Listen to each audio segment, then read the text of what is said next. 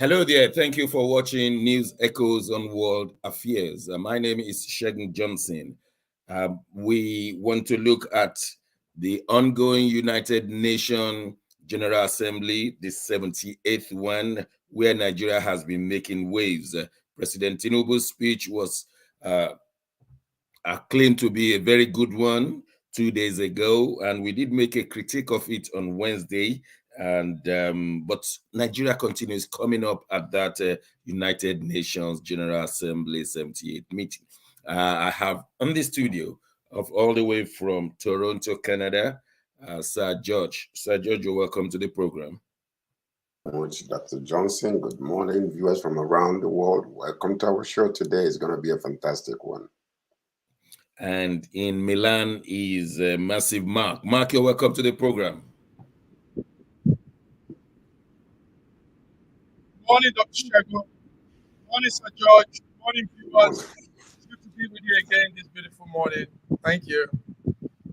Sir George, you are the closest to the United Nations headquarters, New York. Yeah. So let me put you on this seat here. The Nigerian President Tinubu spoke, and we all said it was a well-written speech. Some of us made a critique of what he wrote. Some of the points, because we are Nigerians and we felt we should critique those few ones that we think true Nigerians should critique. But after his speech, especially yesterday, the International Peace Day of the United Nations, which theme is actions for peace. Actions for peace. Nigeria's name was mentioned again to help maintain peace in Africa. What is your take on this one? Nigeria maintain peace in Africa. To what extent can we do that? Do we have the resources? Do we have the personnel resources, the economic resources, the moral resources to maintain peace? Sir George, this thing is being put on us. Are we really the power in Africa? Well, we're considered the giant of Africa, though that claim is not something that we are living up to the expectations. So when they say that, it's all in the name of what they know could be the eventual outcome of this particular the political chaos that is going on in Nigeria right now.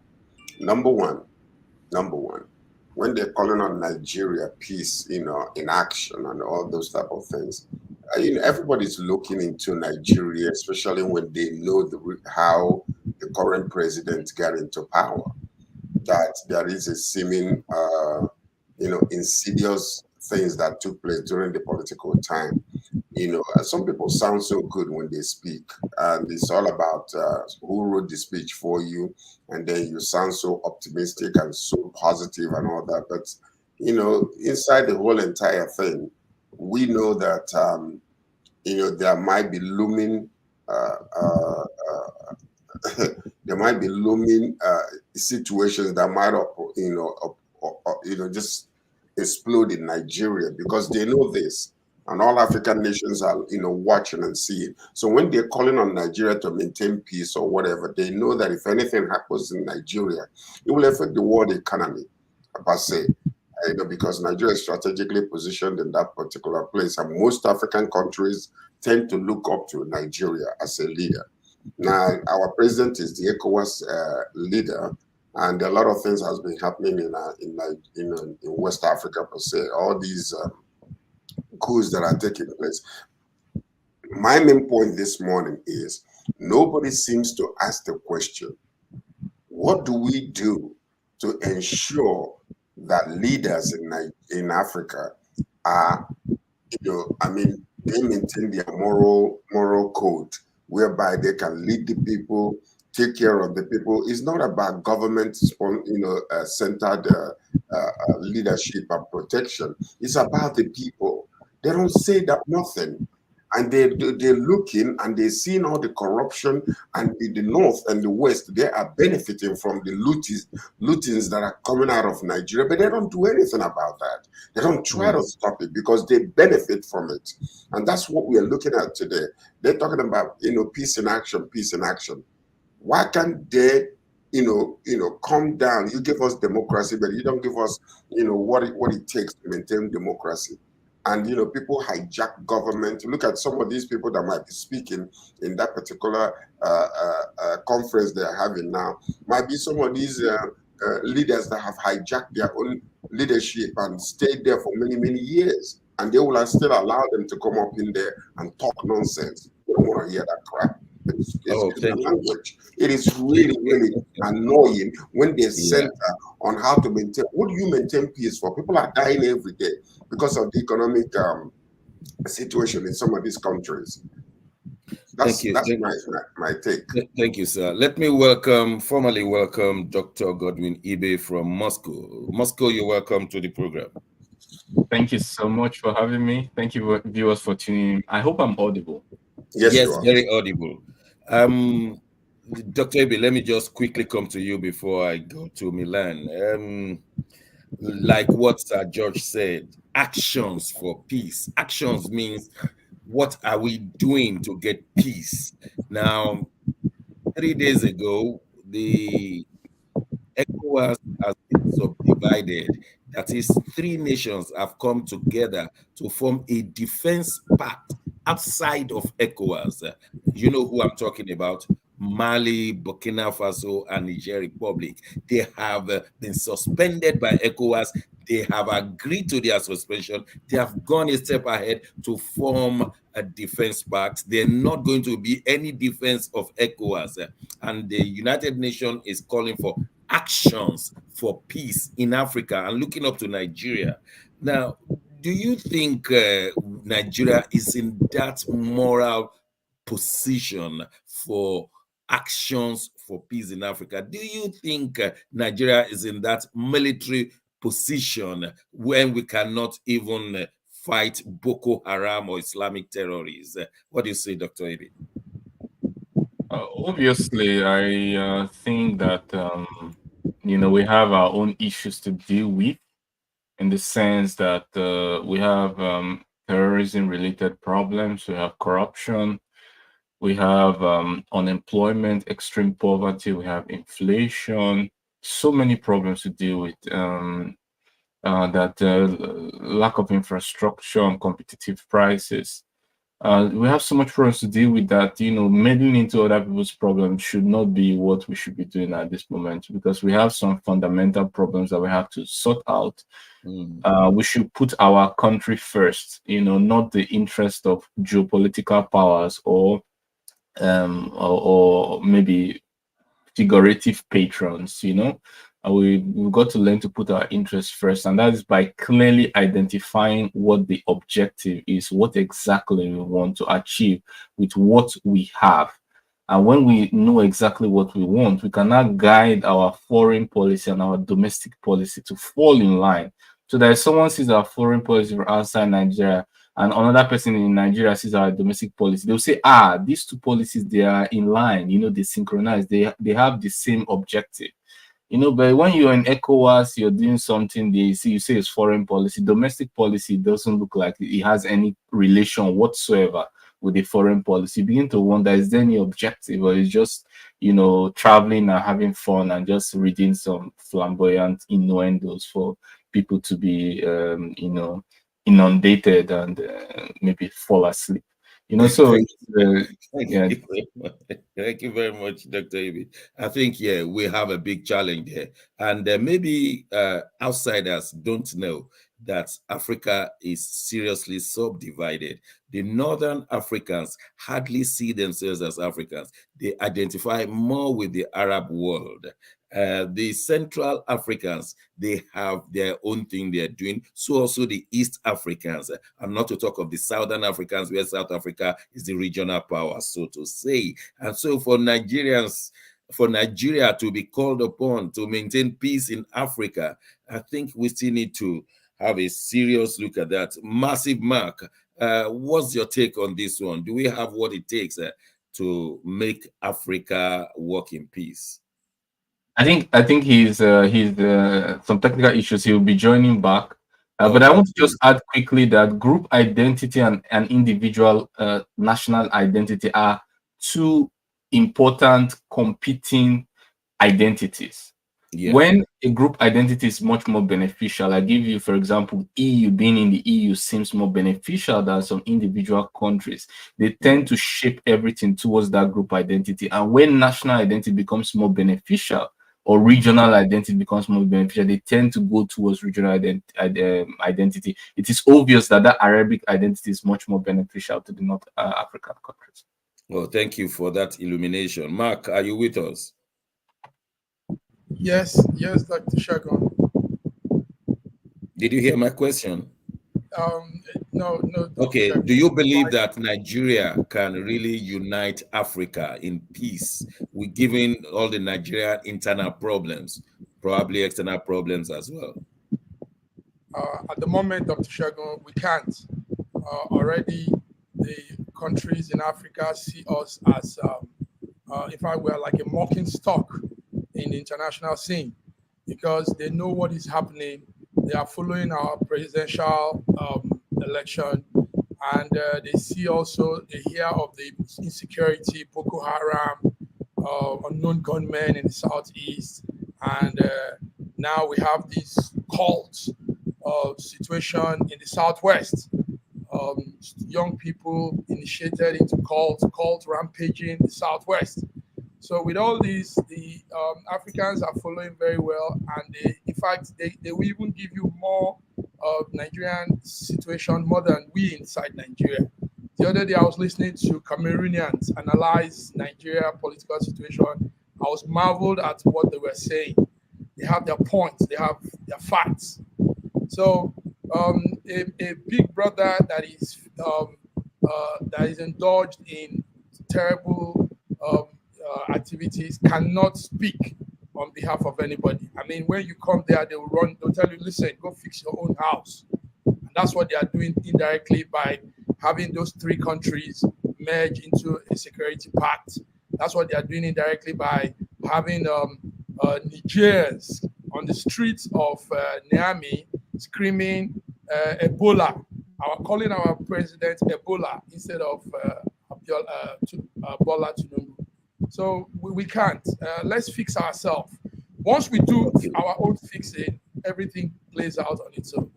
Thank you, Okay, Mark, thank you very much for that. You saw Tinubu still in the United States, met with Nigerians in New York. What's your impression? Some told me that he only met APC stalwarts because at every phrase they clapped, even when he was not making a point. What will you say to that? That's it, Dr. Shengo. I followed it all because some media people sent me a live chat room to be with them. And basically, I saw that it was not an organic crowd. It was a setup. Everybody there was playing to a script.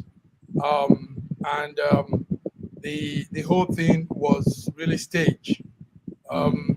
Yeah, so yes, he needs to be around. He's with people, but we didn't see that real cordial relationship with the Nigerians in America. You know, Okay. those members were obviously APC people.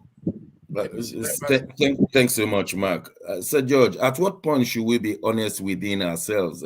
That is, while Tinubu was in the US and meeting Nigerians, shouldn't it be a time to discuss honestly among family members rather than trying to make a PR of it? I think I have to unmute you. Go ahead. Okay. Now you have to consider Tinubu's current position. You know, he's in a state of quandary right now when it comes to his, presidency. He's not sure of what's going on. He's fighting battles all over, and so to sound good is a cosmetic veil to the reality he's facing.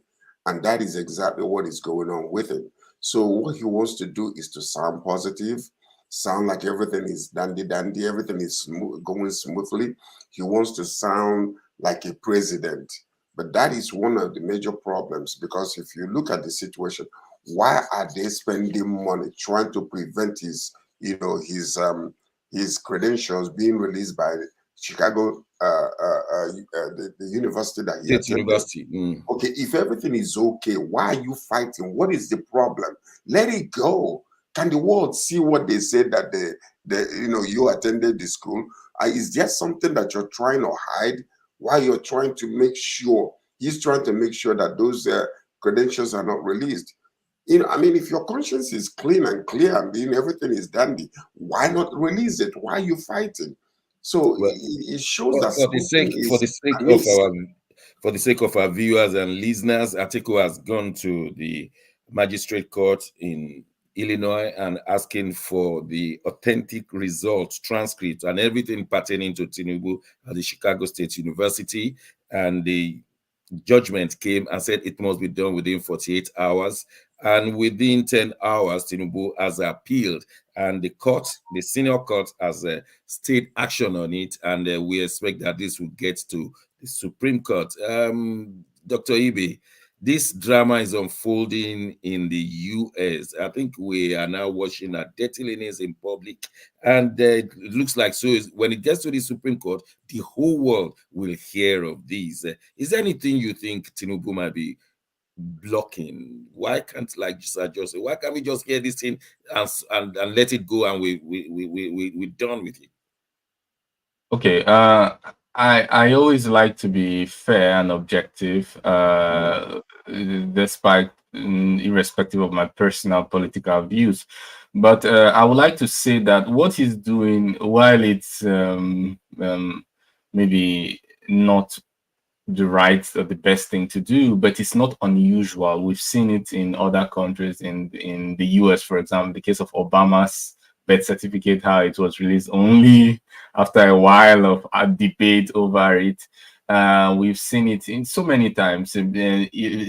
Politicians being accused of being sick in office and they hide their health medical condition. So these are things that are not good, maybe not accountable to the public, but they are not unusual. They happen. Politicians take steps that are in their best political interest, and that means elongating their stay or increasing their power.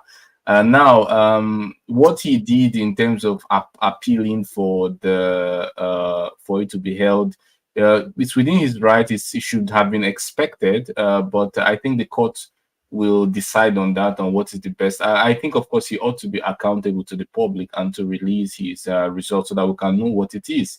Now, we also understand that there are geopolitical interests at play here, and the fact that he has the geopolitical backing of almost both the West and the East right now, because the East don't want to really meddle into this. So I think he has a kind of wide encompassing support from the big geopolitical powers. So I don't think anybody will be really willing to dig into it. If they really were, they would have released it without the court cases, just the disclosure act. They could call it disclosure act, they could call it any kind of act, and just release it, but they didn't do that. So I think I'm not really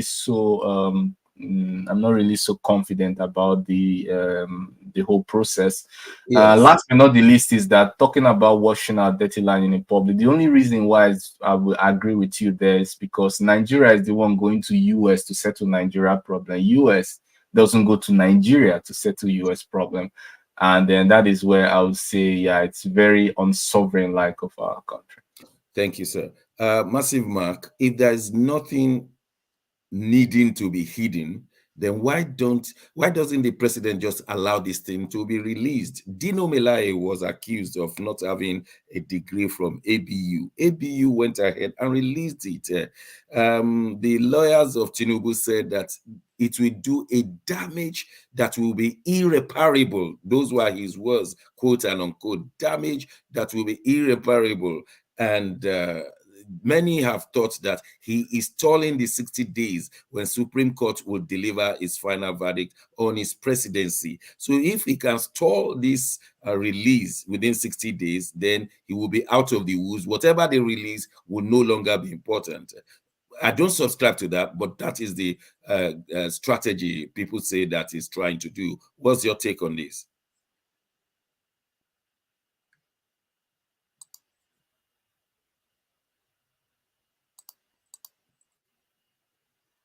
Massive Mark, are you still with us? Massive Mark. Okay, let's move on to Sir George while he sorts out his microphone. His audio is still not.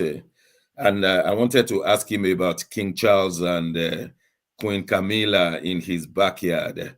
As we speak, King Charles of the United Kingdom and Queen Camilla are in France, and they're discussing with the French community. They were at Champs-Élysées, where they were given everything that you could think of, accolades, and he spoke in English and French, and the stuff that kings are made up of. Massive Mark, are you with us now? Can you tell us more what is going on in the land of Macron in Paris right now with King and Queen Charles?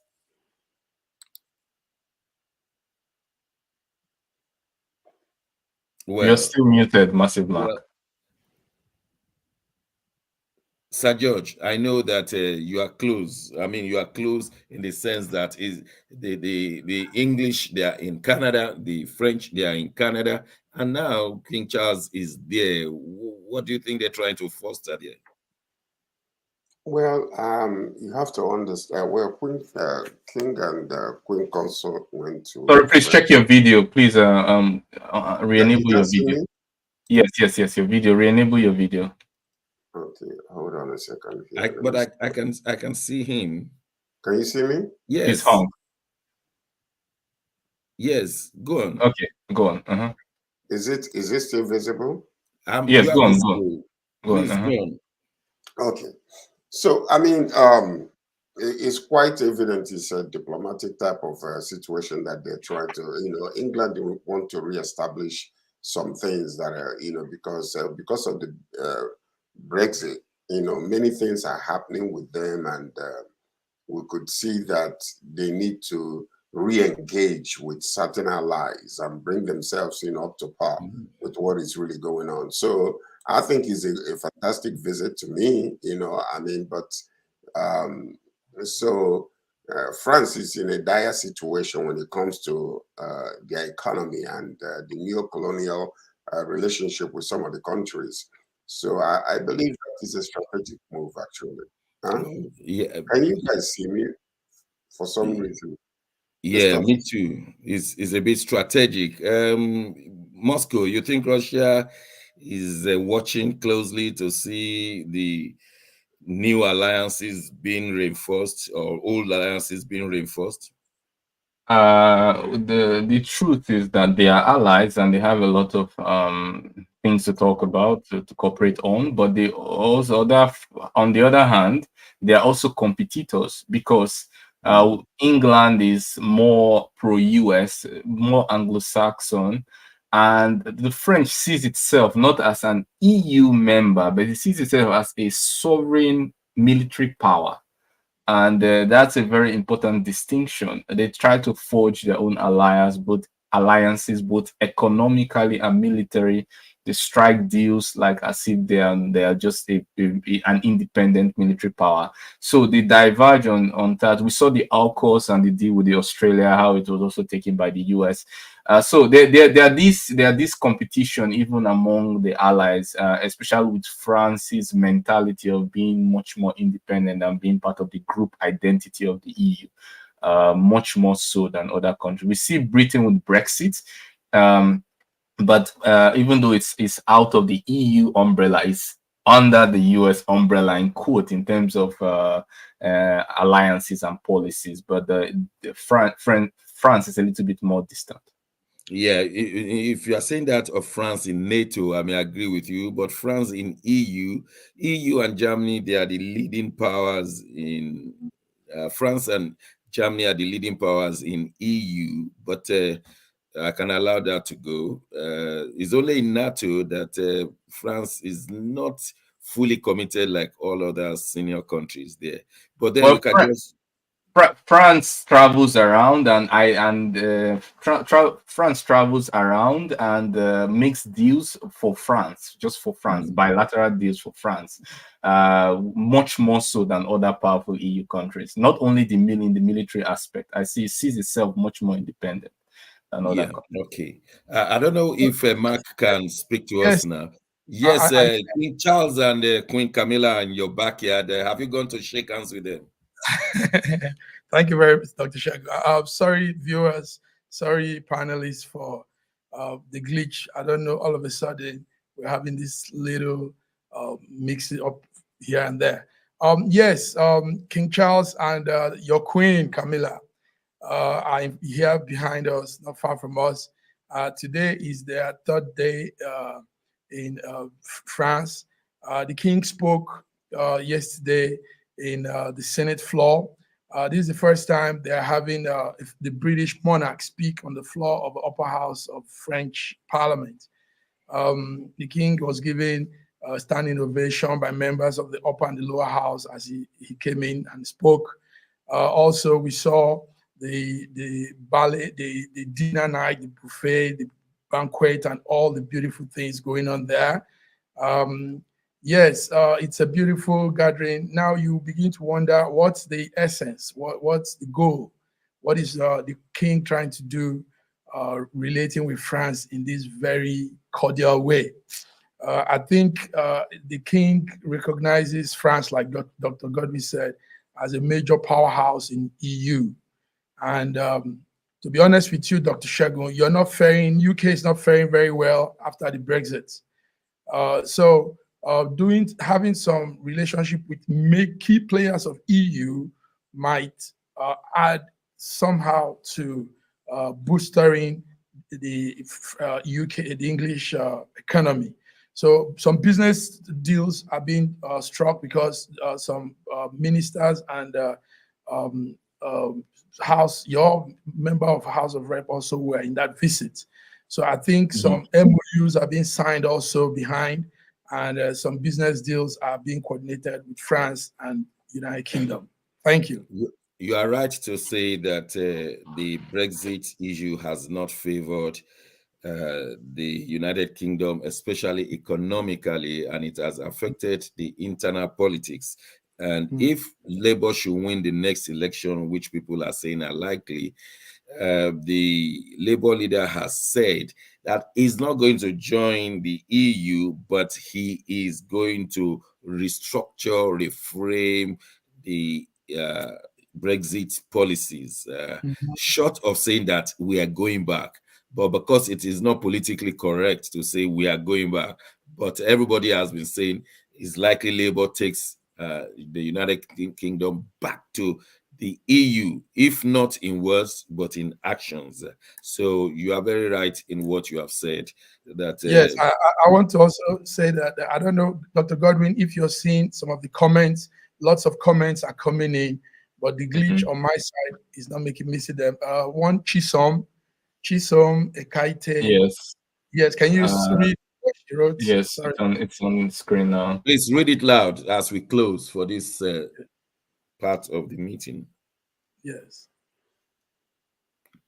Thank you, Doctor. Ideally, our corporate identity should be more beneficial. However, in Nigeria and Africa at large, identifying with the entity does you even more harm. I mean, besides wanting to hold a positive disposition, if we are to be real, you get out there and present your green card and you are called to one corner for further checks. It would have been better if the officials didn't know you identify with Nigeria or Africa. This is not a call to disengage from our Africa or Nigeria. Okay, thank you very much. We'll go on a short break. When we return, Dr. Ebe will be telling us the close relations between the United States and Azerbaijan, and he will also be telling us what is happening to the support for Ukraine. Don't go away, we'll be right back. be this world, changing your mindset. My Isaac. I am visually impaired. I'm a cripple. I'm crippled in both legs. I'm a builder. If you people can able to get me a laptop or smart big phone to be cover project. Baba Ajuko from Nigerian of the Blind in Lagos State. All I just need now is a smartphone. I don't mind any type. Just for me to be selling my products and facilitate my job. With a smartphone with me, I can do my free traveling on the line and I don't need to beg anybody for money again. Business Summit and Fair 4th edition is set to digitalize physically challenged business owners by gifting them smartphones, laptops to enable them to do their business properly and effortlessly. Business Summit and Fair is an annual advocacy business program advocating for friendly business environment for SMEs in Nigeria and physically challenged business owners. Since the inception of this program, we've revived so many SMEs and taken up the streets so many beggars, inculcating in them the spirit of owning and doing their own businesses. Since after the COVID, many of them have been left behind for lack of having smartphones and laptops. Then they used to have their businesses along the road or in a marketplace. Now there's a need for them to be carried along into the e-markets, and we need to do that by gifting them smartphones and laptops. Join us this year, 21st September 2023 at Radisson Hotel Ikeja GRA as we have our annual events, digitalizing physically challenged business owner. It's the topic for this year. Be part of Business Summit and Fair, where you will learn, discuss, and exhibit your products and services. Join us this year, 21st September 2023, at Radisson Hotel Ikeja GRA for Business Summit and Fair 4th edition. My name is Vedi Nana. I'm the convener of Business Summit and Fair. It's a laudable one. This is a way of contributing to the society, and this is a kind of a project that's supposed to be done by every individual. It's a very fantastic one because many Nigerians do this exactly what we need. Unfortunately, we're not getting enough of it. The aspect of the school is not really so. Thank you for staying with us. At a point in this program, we may be linking up with BD, who is in Nigeria, having this exact program right now.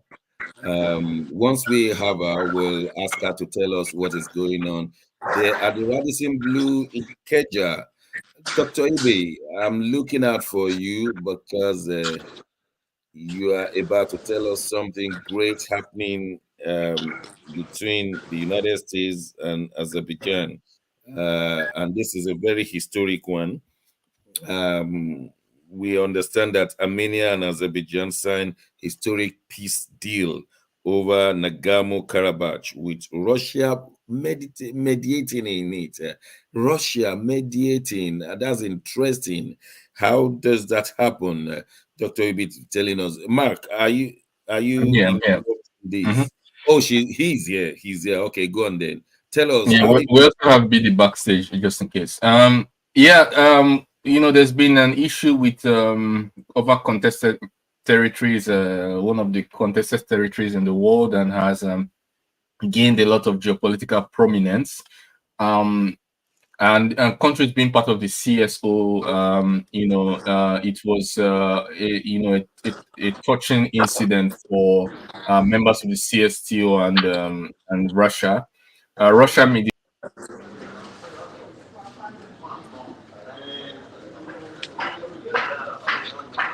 Oh, okay.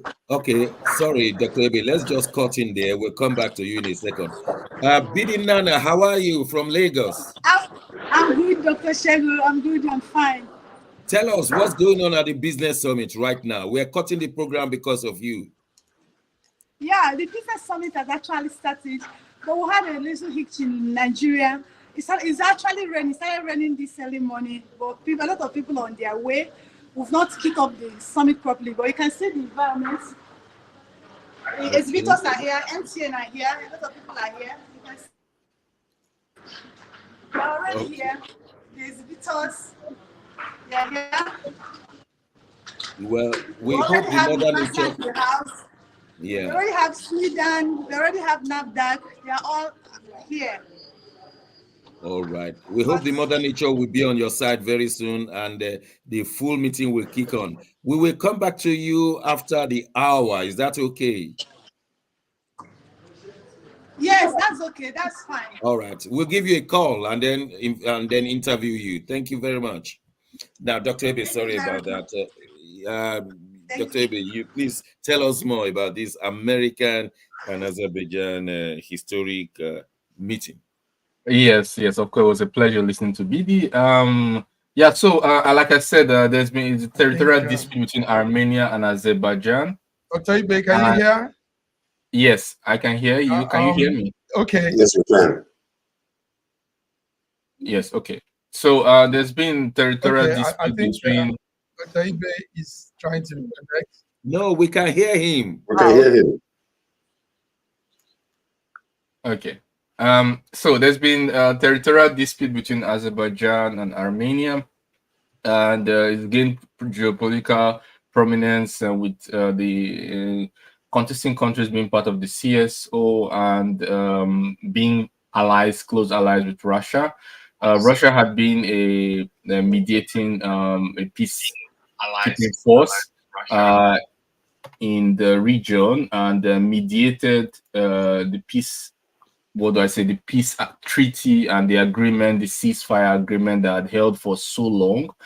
But recently, Azerbaijan conducted a special military operation, let me put it this way, but was coming against the backdrop of increasing tensions in the relation between Armenia and Russia. I mean, the political elites. And Azerbaijan launched the special military operation. Armenia said they weren't going to defend or send the army to defend the people in Nagorno-Karabakh, as it's called. And then that was indirectly giving up the territory or surrendering to Azerbaijan.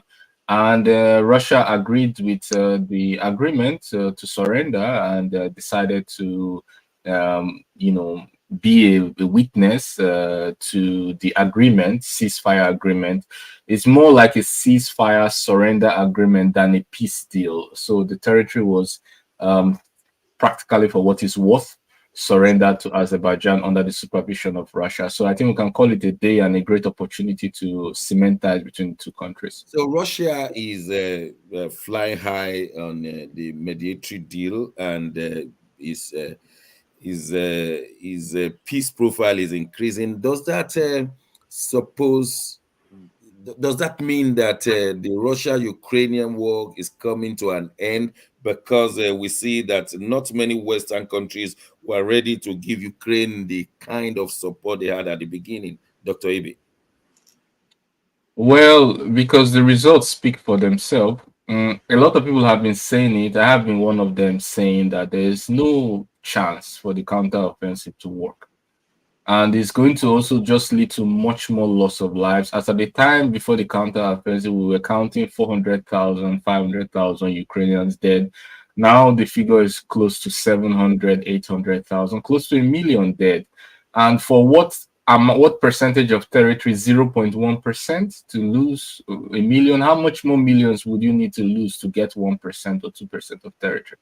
It's and then you talk about the industrial capacity, the capacity to utilize the amount of artillery shells you need to spend in a day, much more than the US spent in the Second World War, in the Vietnam War. It's just unsustainable. So from a humanitarian perspective, from a logistics perspective, from a taxpayer's perspective, it's just not feasible. And countries have been pushing for negotiation, but it's in the legislation of the Ukrainian legislation to ban negotiation with Russia as at today. So they have banned negotiation with Russia, and meanwhile, Zelensky had a peace deal, his own version of a peace deal, which it's not only rejected in Russia, but I think even rejected by usual neutral countries like Switzerland, that says that there's just no chance, it's not workable. A peace deal has to have some element of acceptability. Going towards 1991 border doesn't seem to interest anyone. So, thank you. I think you've given a very good picture. Sir George, will you agree with Russia that except they crush Ukraine, they will not stop? Where peace could reign, they are not ready. They just want to.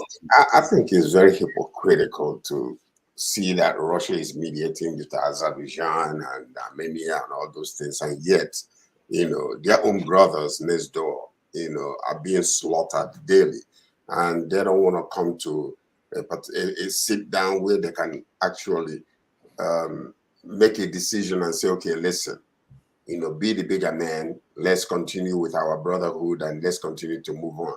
I think it's all a play of ego. That's what I'm seeing here, whether we like it or not. Call it what it is. Because when a house is divided that way, there's no way, no one will win. It's not going to. People are dying on a daily basis. But one thing that I can guarantee you is that Putin wants his way. And most Russians are not in line with him, whether we like it or not. We can say, oh, they're clapping for him. People are afraid. That's what I believe. A lot of Russians are not in line with this war because, it's almost like what is happening in Niger. Nigeria wants to go to war with Niger, and the people across the border are saying, listen, I have family there. I don't want to go and fight with them. And that's the reason why that war was stopped. Why can't Russia and Ukraine just sit down and have a dialogue and stop this nonsense? This is just nothing but an ego just playing up and down between both countries. As a matter of fact, that's what I see it.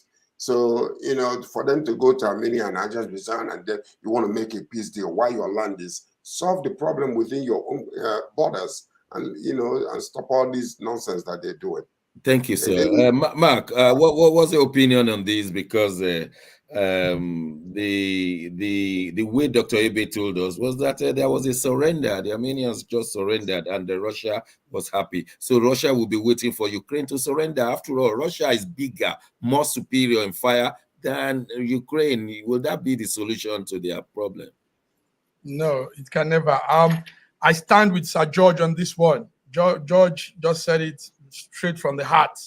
I mean, it's high time also we stop some of these, the world leaders stop some of these bureaucratic diplomacy and all these trying to be correct politically. I mean, it's not taking us anywhere. We know Dr. Ibe he's a patriot. He's a Russian patriot. He believes in his Russia. No, Dr. You're reading.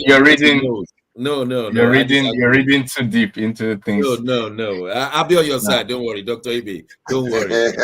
I'm on George's side. I would like to add coordinator something. will protect you. Don't worry. Yes, go ahead and reframe that, please. I'm on George's side anyway. I don't want to repeat the lines he said, but he said from the heart, and that's what it is. Any logical person will also say same thing. Believe me, this whole thing has not played well for anybody. Take note that food became scarce in the world because of this war. A lot of things, we were just coming out from COVID, and this one came out, and it just took humanity backward also in a lot of things we would have done by now. So I don't know, Azerbaijan, all these things, all this is just, I see it as hypocrisy playing out. Can I just comment very quickly? I'll give you the last say on this one because we have to move on. But I give you just 60 seconds to respond to what you have heard. Okay, I will try to be very quick. Now, you guys are just throwing up words like hypocritical.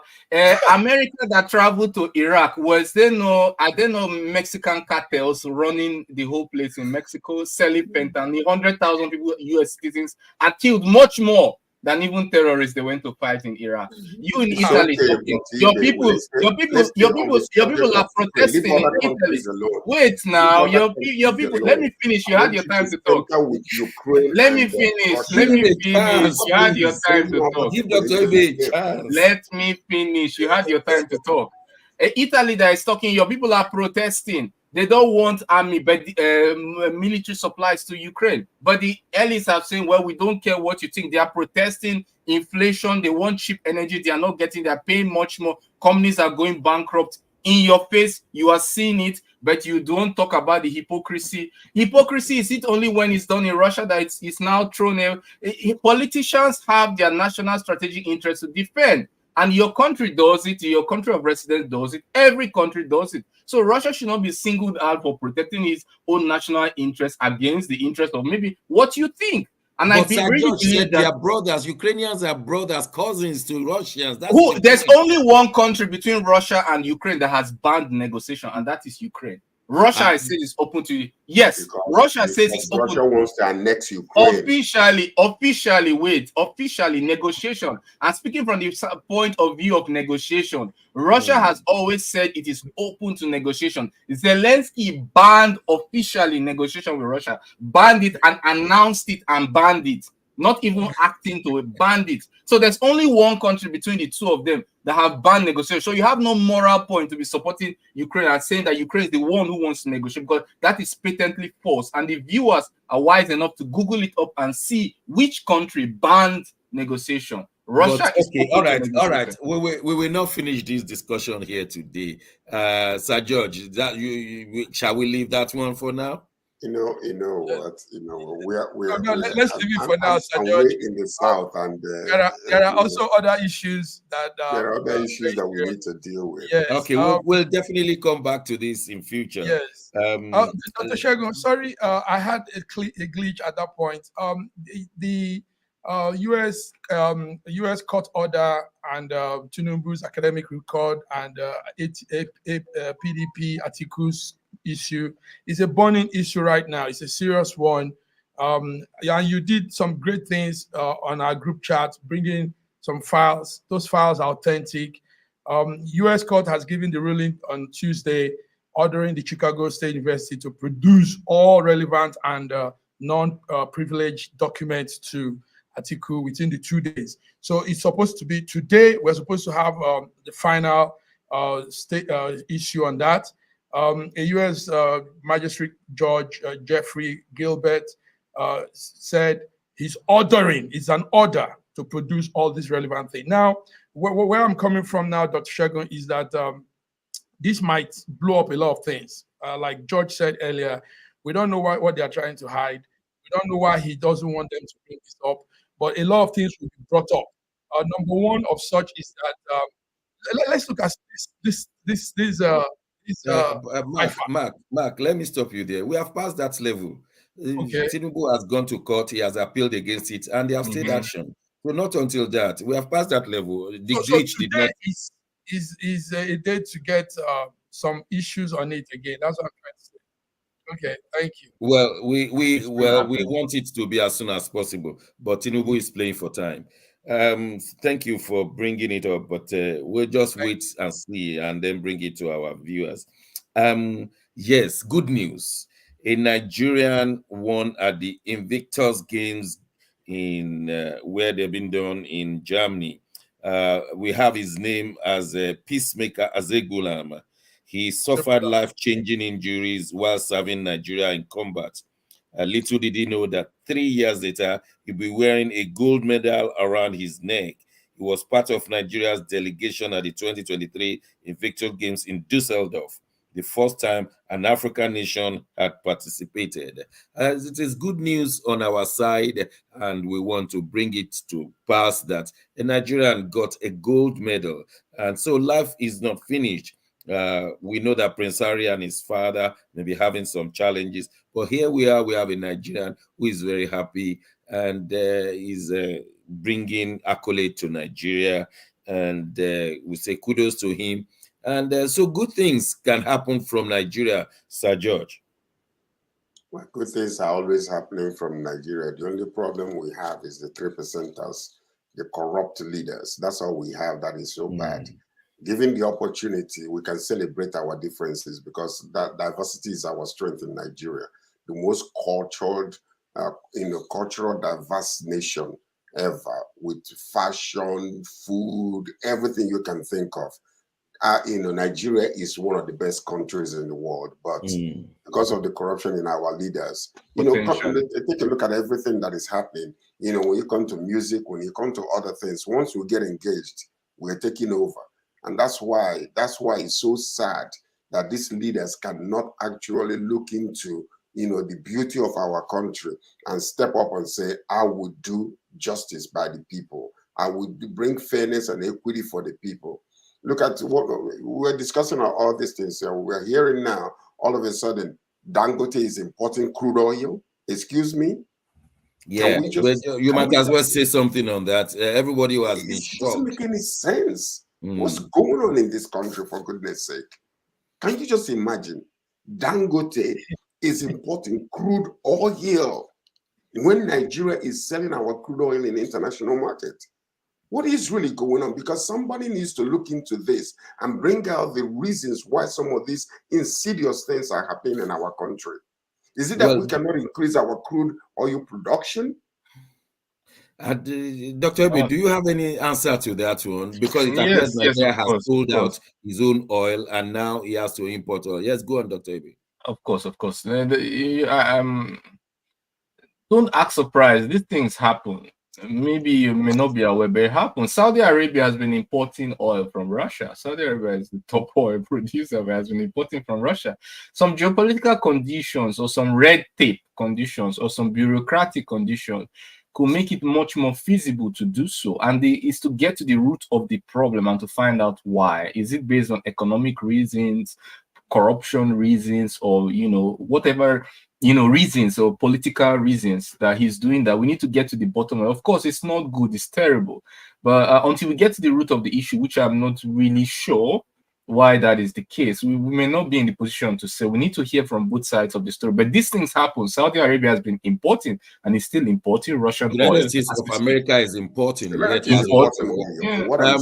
But we understand their own case. We understand United States is importing because it has made a reserve of its own.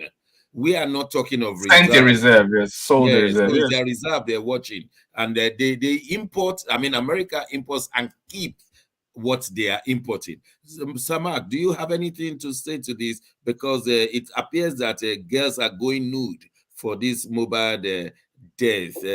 What do we have on Mohbad? Suddenly, all the people who could not complain when election democracy was being upturned in Nigeria, all of them came out in different cities, even in London and in America, all of now. So the death of that boy is by far greater than the future of their children. But I'm just saying, tell us more. Yes, Mohbad, Eri Oluwa Aloba, the Afrobeat artist that passed away. I think when we say these things on the streets, we say it in a very funny way, but that's how it is. He has a very strong spirit. But sadly, that strong spirit resonated after his death.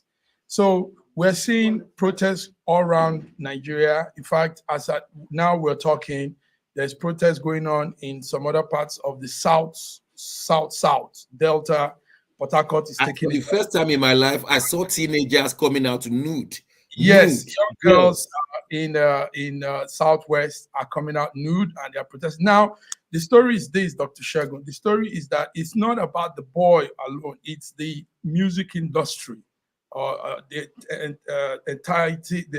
The Nigerian music industry has been corrupted. So they are using this opportunity to also make a statement on it.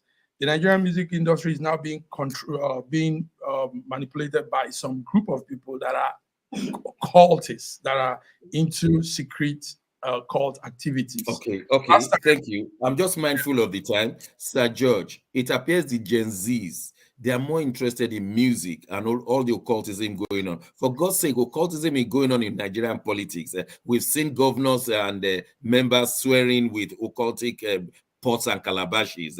These people did not come out nude for their future and the future of their children, but this is what we see. I don't know the case of this Mohbad, and I believe that justice should be done. But when the results was mentioned about the February 25 election, I did not see such protests. You know, people want to protest. People are tired of being tired. You just give them an opportunity whereby they can come out and nobody will come and want to shoot them. This is it. Because if they were to come out in a political protest about the election, you would have seen the military, you would have seen the forces, you know, coming out to kill them. But this one, they can come out. It's what you call transmutation of ideology. You know, they are tired of what is going on in Nigeria. Now, you give them an opportunity to come and lash out, you know, to come and lash out on their frustration. And they're using this one. So that's what I believe that is really going on, because everybody has been muted. Everybody has been at home, afraid of being shot at, afraid of what happened, you know, Lekki Toll Gate, you know, to repeat itself again. This one gives them the opportunity to come and protest, and nobody's going to be, no military forces. I tend to agree with you, because when they got to Lekki Toll Gate, there was no problem. This particular group yesterday got to Lekki Toll Gate, and there were tear gases shot at them. Dr. Ibe, at Lekki Toll Gate again, there were tear gas shot at them, and so it's like the government is feeling jittery. This may lead to a revolution from Mohbad to the national issue. That's what yeah, when every tyrant power is always suspicious of any, you know, any opportunity, and I think that it's not only in Nigeria, it's something that happens all over the world, and we saw it with the military coups in Africa, how all of a sudden coup d'etat became like a taboo for all the people who were in power, except those who weren't. And you know, similarly, but Mohbad deserves justice. So sad the way he was killed. And when I saw the video of, I don't want to say Naira Marley is responsible, but when I saw the video of him saying it takes a lot for him not to be a serial killer, if that was not AI generated and that was really him, then that is just so distasteful and that is condemnable. He does not owe anybody any. He's not above the law. He's not privileged, so privileged to be above the law. There are so many people that are in suspicion now. The father, the nurse. So it may not just be one person. It may not just be, yeah. But for how long have the video didn't seem to be a new video? It was an old video. How does someone release such a video that, wow, he's a serial killer, and it takes a lot for him not to commit a serial killing, and it just went under the radar and no one reported it until now. Gentlemen, if you follow up the yesterday exhuming of his body, there was a strange thing we saw. This is real. This is not AI. This is not making up story. The blood, there were fresh blood stains inside the cup, inside the tomb. And you begin to wonder, where did that fresh blood stain come out from? I hope you guys watched the exhuming of the body. We saw that. We saw that. Yes. So the question is, probably the young man wasn't maybe dead or something. We're waiting for autopsy reports by this afternoon. The Nigerian police and some bodies will be releasing the reports. Well, but we can only tell our viewers we'll be on this case and we'll be telling them. And there is a revolution coming up from Kano State.